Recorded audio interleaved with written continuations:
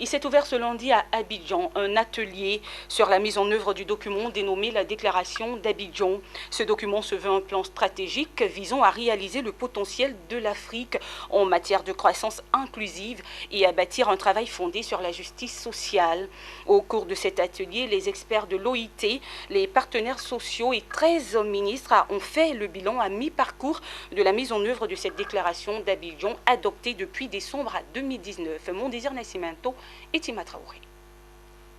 Plus d'un an après avoir adopté la déclaration d'Abidjan, document stratégique devant permettre la réalisation du potentiel de l'Afrique en matière de croissance inclusive et à bâtir un travail fondé sur la justice sociale, les parties prenantes se sont retrouvées.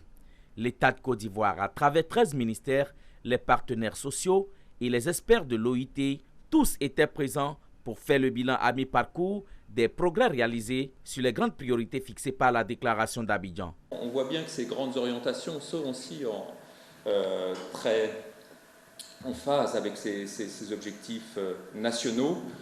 Première grande orientation, c'est la question d'une transformation structurelle inclusive des économies africaines. Ça, c'est très important, avec la diversification de l'économie rurale, avec le développement du numérique, avec le développement d'entreprises durables, notamment des petites et moyennes entreprises.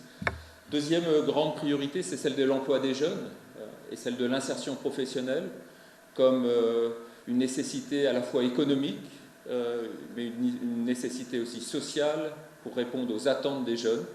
Le nouveau cycle de programme pays de promotion du travail décent, PDT, 2021-2025 de la Côte d'Ivoire, dont la formulation débutera dans les semaines à venir, devrait être l'occasion de mieux articuler la suite de la mise en œuvre de la déclaration d'Abidjan.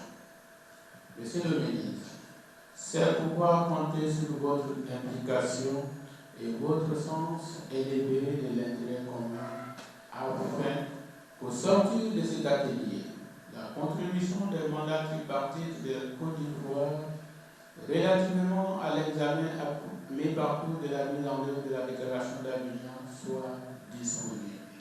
Après l'état des lieux, des propositions seront faites au cours de cet atelier pour lever les obstacles et les goulots d'étranglement susceptibles d'empêcher la réalisation des objectifs ou priorités de la déclaration d'Abidjan.